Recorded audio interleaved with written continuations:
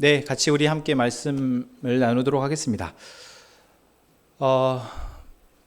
지금 저희도 오늘 코로나 바이러스 때문인지 아니면 다른 또 어떤 아픔 때문인지 오지 자리에 함께하지 못한 사람들이 참 많습니다. 정말 오랜만에 이렇게 오붓하게 예배를 드리는 것 같아요.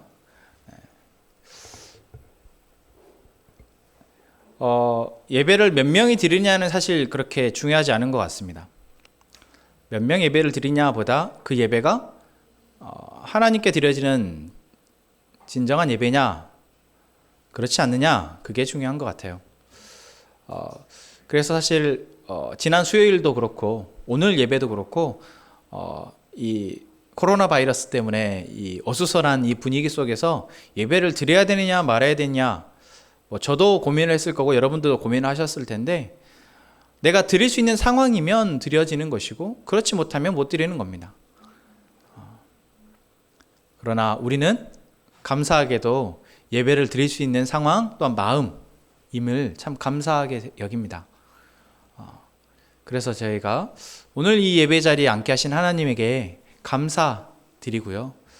또한 하나님이 우리를 그렇게 지금 이끌어가고 지키고 계시다라는 사실을 기대하시면서 오늘 말씀을 함께 나누었으면 좋겠습니다. 아멘.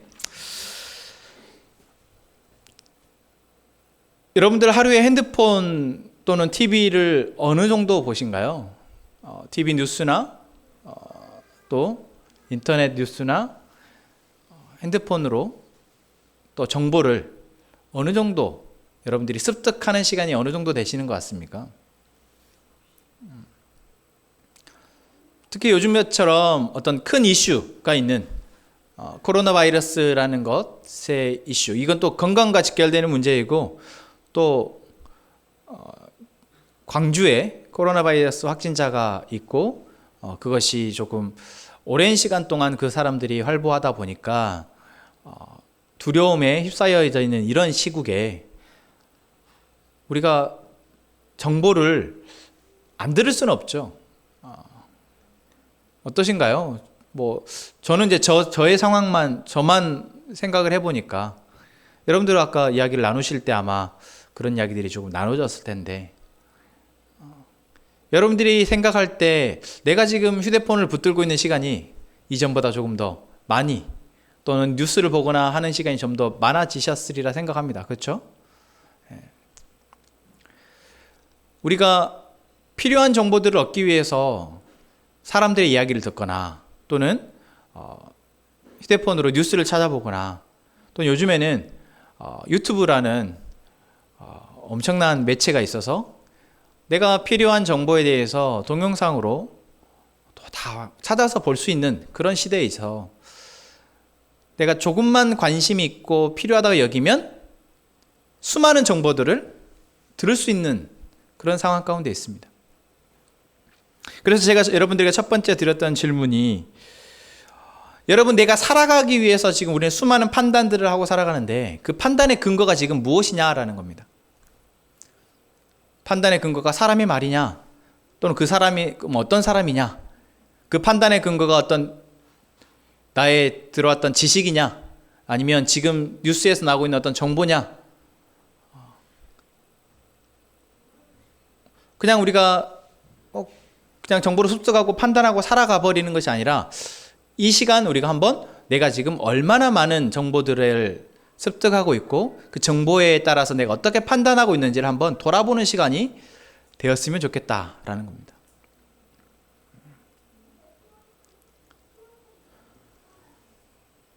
코로나 바이러스 확진자가 다녔다는 어떤 지역 또는 상점 지금 폐쇄가 되고 있죠. 그래서 처음 저희가 지난 화요일 날 우리 교육위원회 분들과 독서 모임을 하는데 저는 아무도 알려주지 않는데 카톡으로 광주에 확진자가 났다라는 소식과 함께 광주에 확진자가 21세기 병원에 입원했었다. 또 수안 롯데마트를 다녀갔다. 그래서 수안 롯데마트가 폐쇄됐다. 하면서 온갖 정보들을 다 카톡으로 받으시더라고요. 저에게는 아무도 알려주지 않는데. 그러니까 모임 잘 하고 있다가 다행히 그 소식이 좀 뒤에 거의 끝 무렵쯤에 오긴 했는데, 그 정보가 딱 오니까 이제 어떻게 합니까? 이제 어떻게 해야 되나라고 그 정보에 따라서 각자 생각들을 하게 된다라는 거죠. 특히 우리 하연자매는 집이 바로 21세기 병원 옆이라, 내가 다니던 병원인데 라는 생각을 하면서 이제 그 병원을 못 가겠구나, 그런 판단을 하고, 이제 동네에서 내가 마스크를 쓰고 다녀야겠구나, 수요 예배는 어떡하지? 이러한 고민들을 모두가 각자가 하게 됐을 거라는 거예요. 이것이 바로 우리가 정보가 갖는 힘입니다. 영향력이죠.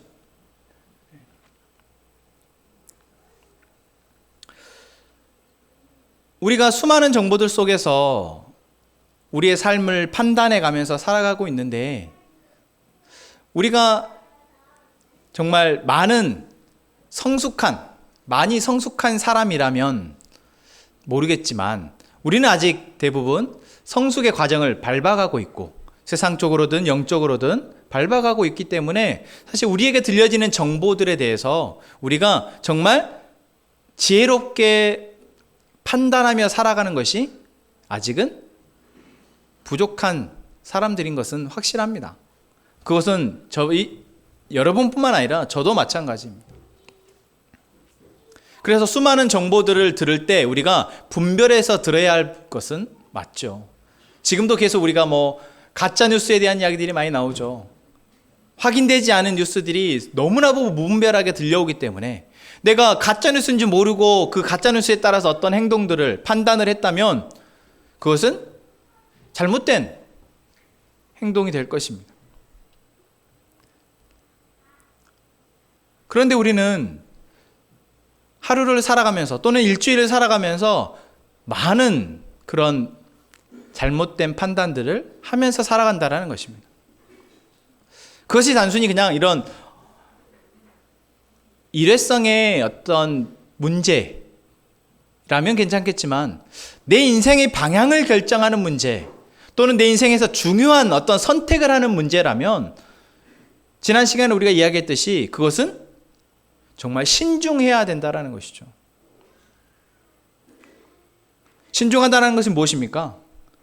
내가 그냥 들은 정보에 대해서 그 정보가 절대적이라고 믿고 그 정보에만 의지해서 판단하는 것이 아니라, 여러 가지 정보들과 또한 진행되어지는 상황들을 종합적으로 판단해서 가장 좋은 길을 선택하는 것이 신중하다는 것입니다.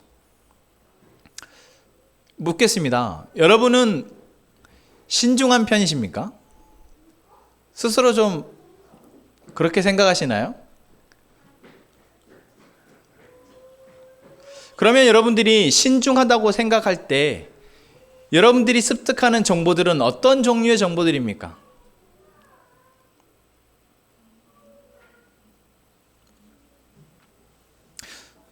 제가 얼마 전에도 우리 다른 분들과 이야기를 나누면서 그랬어요. 사실 사람들은 정보를 균형 있게 습득한다라고 생각을 합니다. 내가 균형 있게 정보를 습득하고 있어. 나는 그래도 객관적으로 내게 지금 보고 들려지는 것들을 판단하고 있어 라고 사람들은 대부분 생각합니다. 그렇기 때문에 사실 더 많은 정보들이 내게 들어올 때 그거에 대해서 괜찮다고 생각하는 것이죠. 그런데 여러분, 정말 객관적인 사람이 있을까요? 그렇지 않습니다. 사람들은 다 주관적입니다. 그리고 우리가 지금 듣고 있는 정보들이 정말 객관적인 정보라고 생각을 하지만 실상 그렇지 않습니다.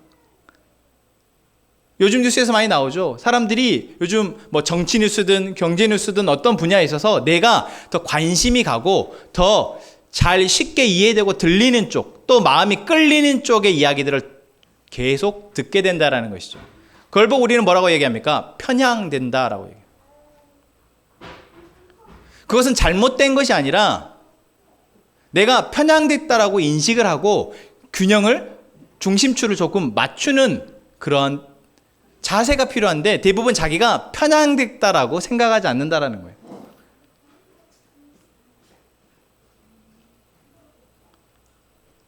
뭐 코로나 바이러스의 문제에 대한 문제는 사실 편향됐다기보다 그냥 좀 잘못된 정보들이 있을 뿐이지만, 우리가 내 인생을 살아가면서 정말 중요하게 어떤 가치, 어떤 목표를 놓고 살아갈 때 그 목표와 가치가 편향되지 않고 어느 한쪽으로 좀 치우치지 않고 정말 내가 행복하게 살아갈 수 있는 가장 바른 길로 가고 있냐라고 물었을 때 정말 나는 그래 라고 말할 수 있는 사람이 얼마나 있겠냐라는 것입니다. 대부분 우리는 내가 조금 원하는 쪽, 내가 바라는 쪽, 내가 자주 들어왔던 이야기들에 따라서 살짝씩 또는 심지어는 많이 편향되어져서 생각하고 살아가고 있다는 것이죠. 너무 서러운 이야기가 길었는데, 여러분, 이것은 우리가 지금 내가 편향됐다라고 생각하고 있냐라는 문제 제기입니다. 여러분들이 편향됐다라고 생각하십니까?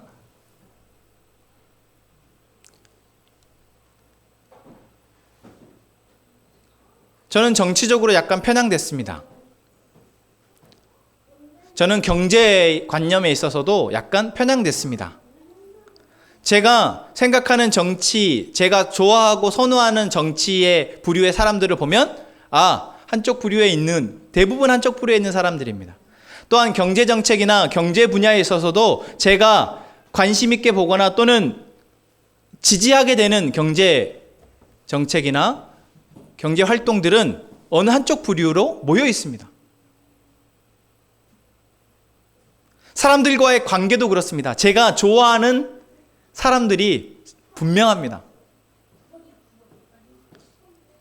제가 좋아하는 사람들이 어떤 사람들인가라고 제가 한번 봤더니 지식적으로 저에게 도전을 주고 일깨움을 주는 사람들을 저는 좋아합니다. 그리고 저를 사람으로서 존중해주고 인정해주는 사람을 좋아합니다. 모두 다 그런다고요? 그렇지 않죠.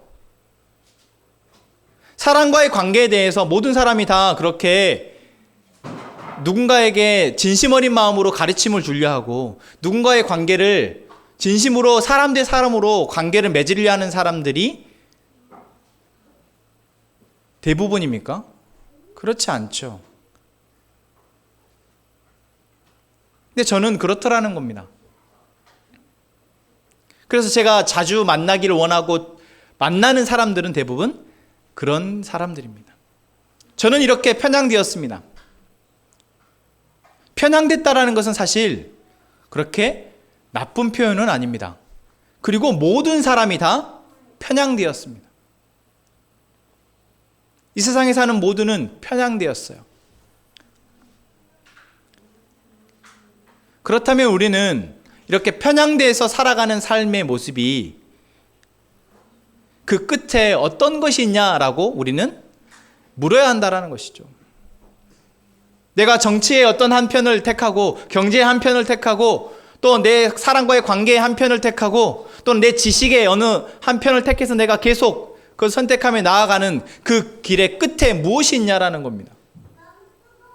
여러분, 그것을 생각하면서 내가 편향된 지식을 얻고 편향된 사람들을 만나고 편향된 생각을 하며 살아가는 사람 별로 많지 않은 것 같습니다.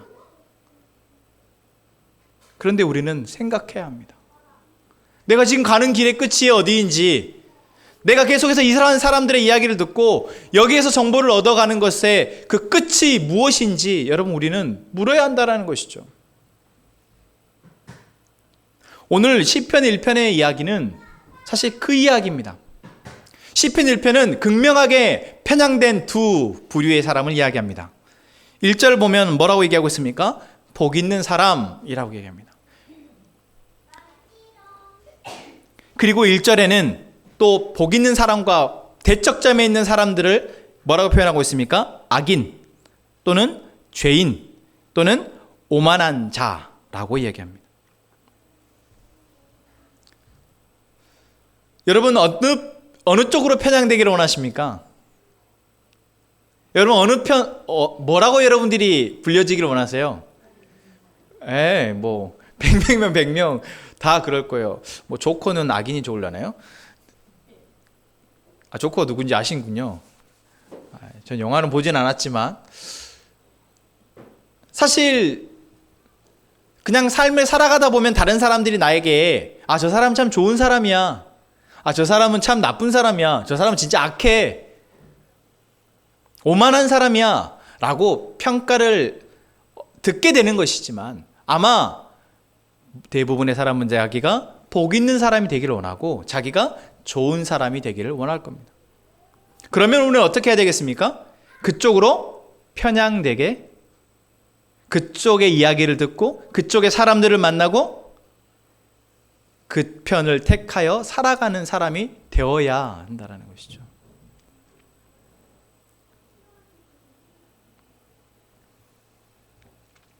그러면 복 있는 사람은 어떻게 복 있는 사람이 될 수 있냐라는 질문에 우리는 답을 찾아야 합니다. 감사하게도 이 시편 1편은 그 이야기를 한 장에 다 담아놨습니다. 놀랍죠? 누가 복 있는 사람이고 누가 악인이며 또한 그 복 있는 사람과 악인들의 끝이 무엇인지를 다 담아놨어요. 자, 복 있는 사람은 어떤 사람이라고 이야기하고 있습니까? 2절입니다. 같이 읽겠습니다. 오직 여호와의 율법을 즐거워하여 그의 율법을 주야로 묵상하는도다. 어떤 사람이라고 얘기하고 있어요? 여호와의 율법을 즐거워하여 주의 율법을 주야로 묵상하는 사람. 그러한 사람은 다시 말하면 누구의 이야기를 듣는 겁니까? 하나님의 이야기를 듣는 사람입니다. 하나님의 이야기를 듣는 사람은 하나님으로부터 정보를 습득하고 하나님의 가치와 하나님의 방법이 어떻게 살아가는 것인지를 관심 두고 그 편을 계속해서 찾아가기를 원하고 배우기를 원하는 사람은 어떤 사람이라고요? 복 있는 사람이라 라고 얘기하는 것입니다. 제가 여러분들에게 질문했던 그 질문에 여러분 어디에서 정보를 얻고 계십니까? 유튜브에서 얻고 계신가요? 네이버 뉴스에서 얻고 계십니까? TV 방송에서 여러분들 얻고 계신가요? 여러분들이 얻고 있는 그러한 소식들은 여러분들을 어디로 가게 할까요? 여러분들을 복 있는 사람이 되게 할까요? 여러분들을 오만하고 죄를 짓고 악한 길을 가는 사람이 되게 할까요? 생각해 보셨습니까? 물론 우리가 뉴스를 본다고 유튜브 본다고 악한 사람이 되는 거, 죄인이 되는 거, 오만한 사람이 되는 거 아닙니다. 그러나 우리가 세상에서 우리에게 들려지는 수많은 정보들 속에서 어떤 것이 복 있는 사람이 되는 길로 가는 정보인지 지식인지 우리가 분별해내지 못한다면 우리는 그 수없는 많은 정보들 속에서 어쩌면 복 있는 사람의 길이 아니라 악인들의 길로 가게 될지도 모른다는 것이죠. 어떻게 그러면 우리가 분별할 수 있겠습니까? 2절이 말하고 있는 것입니다. 어떤 사람이요? 오직 여호와의 율법을 즐거워하고 그의 율법을 주야로 묵상하는 사람이라고 얘기하고 있습니다. 그래서 우리가 세상에 어쩔 수 없이 듣게 되고 보게 되는 수많은 정보들 속에서 그것 중에 무엇이 나를 지혜롭고 올바르고 건강하고 행복하게 살아가게 할지를 우리가 분별해내기 위해서 먼저 하나님의 이야기를 듣는 사람이어야 한다는 것이죠. 그 하나님의 이야기를 즐거워하는 사람이어야 한다는 것입니다. 그 하나님의 이야기를 즐거워하여서 주야로 묵상한다는 이야기는 무엇입니까? 매일 쉬지 않고 그것을 생각한다라는 것입니다. 저희가 그래서 2월 이제 3주 남았는데 이 3주 동안 말씀을 묵상하라는 주제를 가지고 이야기를 나누려 합니다. 그래서 오늘은 첫 시간으로 말씀을 묵상하는 사람이 복 있는 사람이다 라는 이야기를 나눌 거고, 다음 주에는 실제로 묵상이라는 것이 무엇인지에 대해서 그 이야기를 좀 나눌 거고, 그리고 마지막 세 번째 주에는 그냥 성경을 보고 묵상하고가 아니라 삶이 묵상이 되려면 어떻게 해야 될지에 대한 이야기를 나누려 합니다. 여러분, 복 있는 사람이 되기를 원하십니까? 그렇다면 어떤 사람이 되어야 합니까? 하나님의 말씀을 묵상하는 사람이 되어야 합니다. 그렇지 않으면 어떻게 될까요? 인류 역사 가운데 참 많은 우리에게 교훈이 되는 이야기들이 있습니다. 그 가운데 우리가 세상의 역사는 냅두고 기독교 역사 가운데에서 하나님의 말씀을 묵상하지 않았을 때 벌어지는 최악의 사태가 기독교 역사 가운데 있습니다. 어느 시대일까요?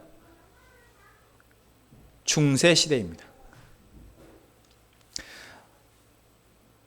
예수 그리스도가 이 땅에 오셔서 이제 그분이 하실 일을 다 하시고 승천하신 이후에 제자들에 의해서 초대교회가 시작되어졌습니다. 그리고 한 300년 정도의 시간이 흐른 후에 로마의 기독교가 로마의 국교로 공인이 됩니다.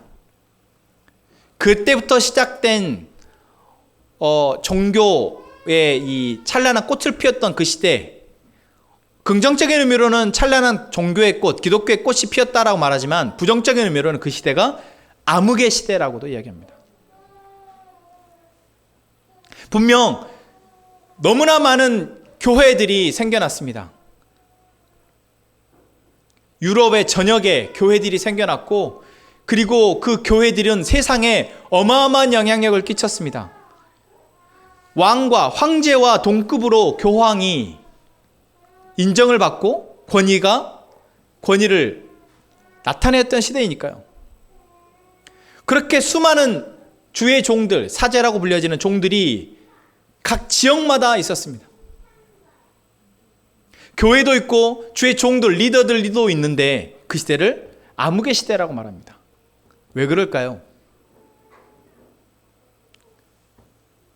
하나님의 말씀을 묵상하지 않는 시대였기 때문입니다. 하나님의 말씀을 묵상하지 않는 시대. 자, 그 시대에는 예배를 드릴 때 라틴어를 사용했습니다. 그때는 성경이 라틴어 성경밖에 없었습니다.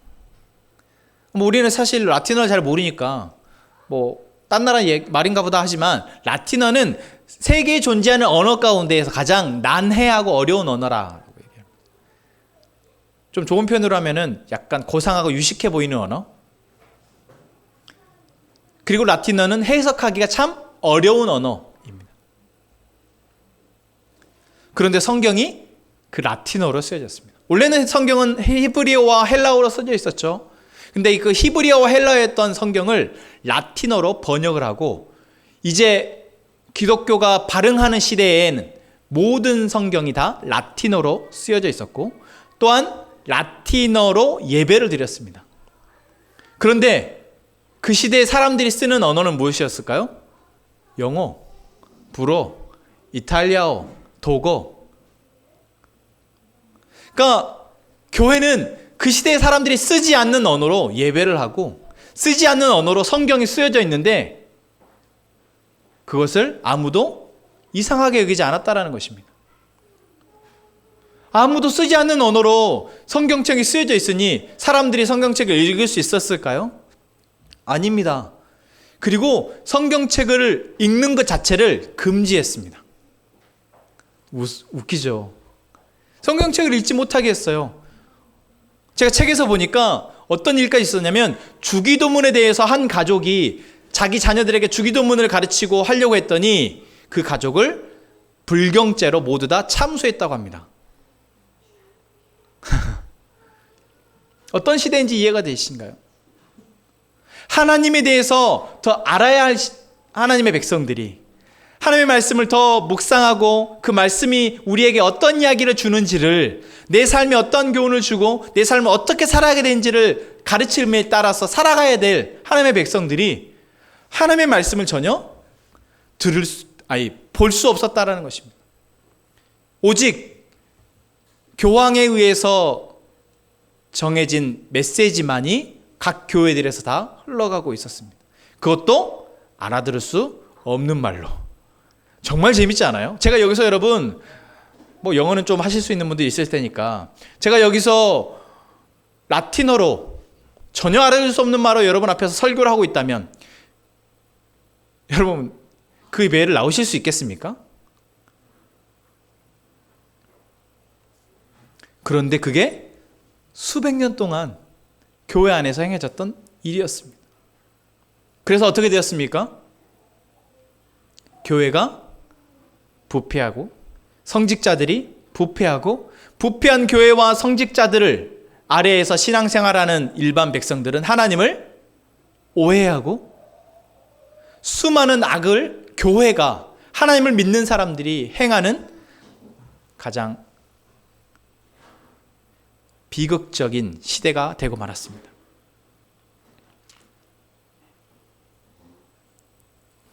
여러분, 한 사람이 하나님의 말씀을 묵상하지 않으면 그냥 그것은 복 있는 사람이 되지 못하는 정도에 그칠 수 있습니다. 하지만 교회가 하나님의 말씀을 묵상하지 않고 그 나라가 하나님의 말씀을 묵상하지 않는다면 그것은 정말 어마어마한 비참한 결과로 이어집니다.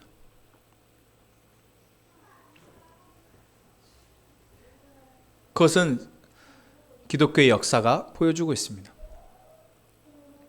반대로 하나님의 말씀이 묵상되어지면 어떻습니까?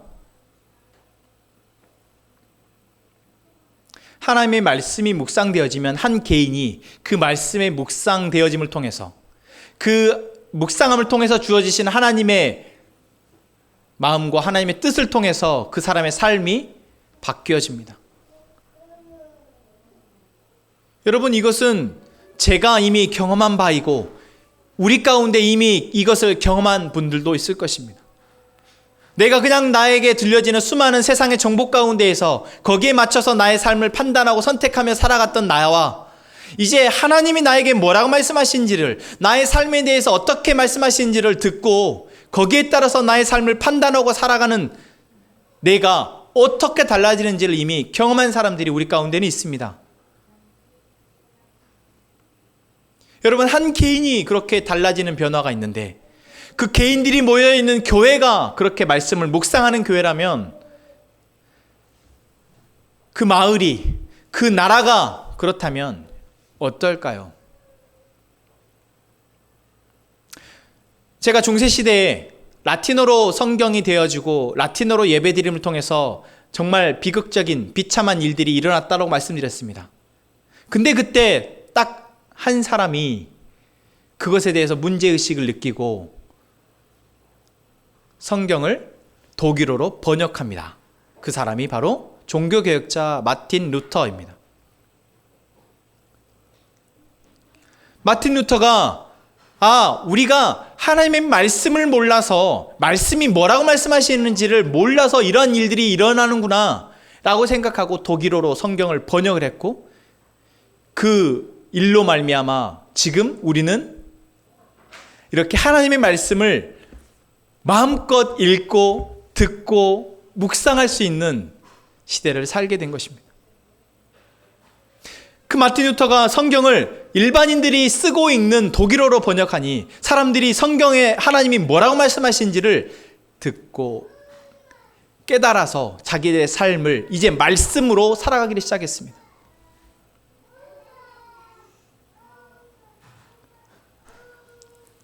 여러분, 우리는 그런 은혜의 시대에 살고 있습니다.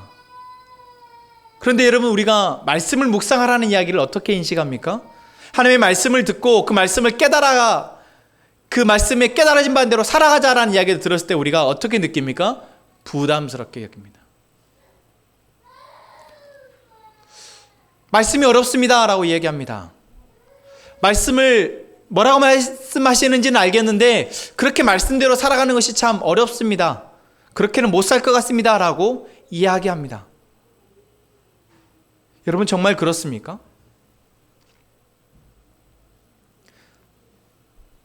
오늘 시편 2절에 나오는 대로 내가 정말 그렇게 말씀이 어렵다고, 내가 말씀대로 살아갈 수 없다고 이야기하기 전에 내가 여호와의 말씀을 즐거워하고 있는지를 먼저 돌아봤으면 좋겠습니다.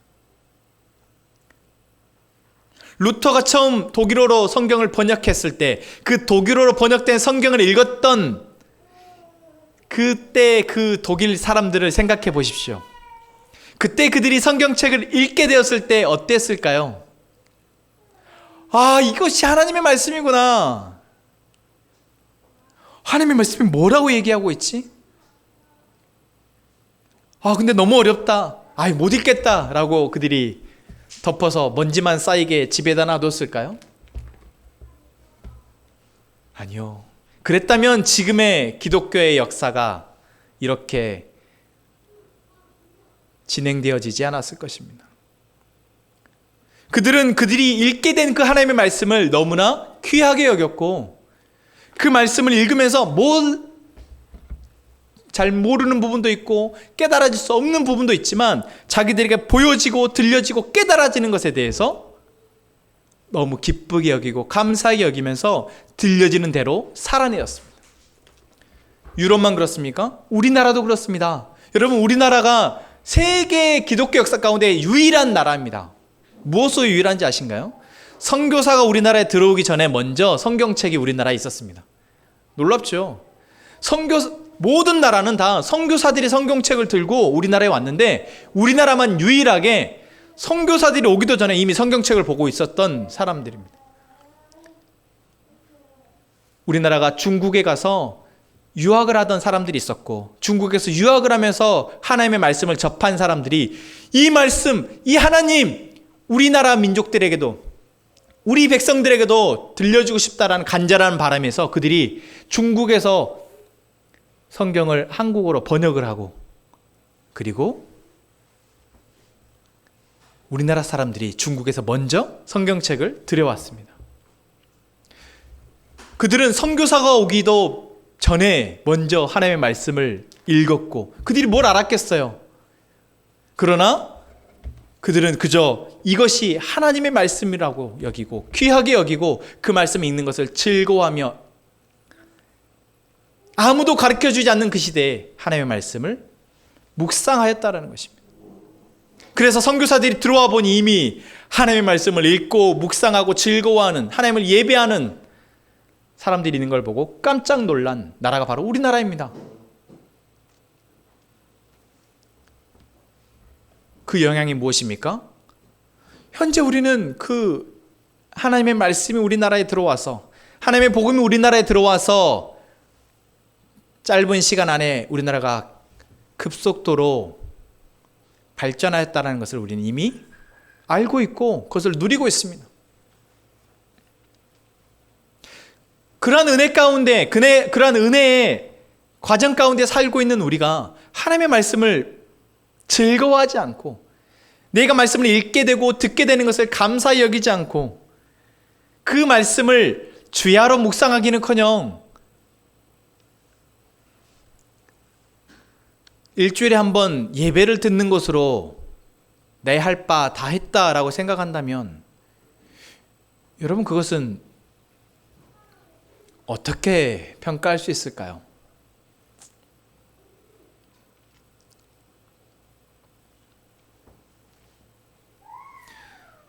여러분, 하나님의 말씀을 묵상하는 사람이 복이 있다는 사실을 앞에서 이야기했습니다. 여러분 정말 그렇게 생각하십니까? 여러분, 하나님의 말씀을 묵상하는 사람이 복이 있는 사람이며 하나님의 말씀을 묵상하는 사람이 시대가 아무리 변하고 사람들이 아무리 악해지고 아무리 세상이 혼탁해지고 혼란스러워진다 할지라도 복 있는 사람이라는 사실을 믿으십니까? 여러분 이건 단순히 믿음의 문제가 아니라 하나님의 말씀이 그렇게 할 것을 믿고 반응하는 문제입니다.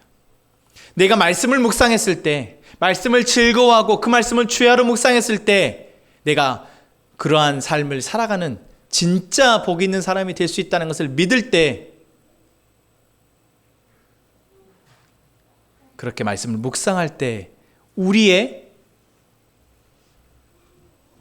은혜가 되는 것입니다. 그 끝이 어떻습니까? 3절 말씀에 이렇게 얘기합니다. 그가 하는, 복 있는 사람이 하는 모든 일은 다 형통한다 라고 말하고 있습니다. 4절 말씀 뭐라고 얘기합니까? 악인들은 그렇지 않다. 그들은 바람에 나는 겨와 같다 라고 얘기합니다. 5절에는 뭐라고 얘기합니까? 악인들은 심판을 견디지 못한다 얘기합니다. 그 끝이 어떻다고요? 심판의 때에 견디지 못한다 라고 얘기합니다. 여러분, 우리가 하나님의 말씀을 묵상하고 그 말씀을 즐거워하고 그 말씀대로 살아가면 사람이 될 때 우리들은 이러한 복 있는 사람이 되며 우리들은 마지막 때에 심판을 견디는 차원이 아니라 그 심판의 자리에서 하나님의 보좌 우편에 하나님 예수님이 우리를 위해서 예비하신 그곳에 거하게 되는 사람들이 될 줄로 믿습니다. 여러분, 말씀 묵상하기를 원하십니까? 정말 하나님의 말씀이 여러분들의 삶 가운데에서 묵상되기를 원하십니까? 여러분, 그러한 마음으로 우리가 매일매일 하는 큐티의 말씀을 보기를 원합니다. 우리가 매일 드려지는 예배 가운데 말씀을 그러한 마음으로 기대하기를 원합니다. 지금 내게 내 눈에 보여지고 내 입술로 고백하는 이 말씀이, 내 귀에 들려드리는 이 말씀이 나의 삶을 시편 1편이 말하는 이러한 복 있는 사람의 길로, 의의 길로 인도할 것을 기대하고 감사함으로 보고 듣는 저희가 되기를 원합니다. 우리 함께 찬양합시다.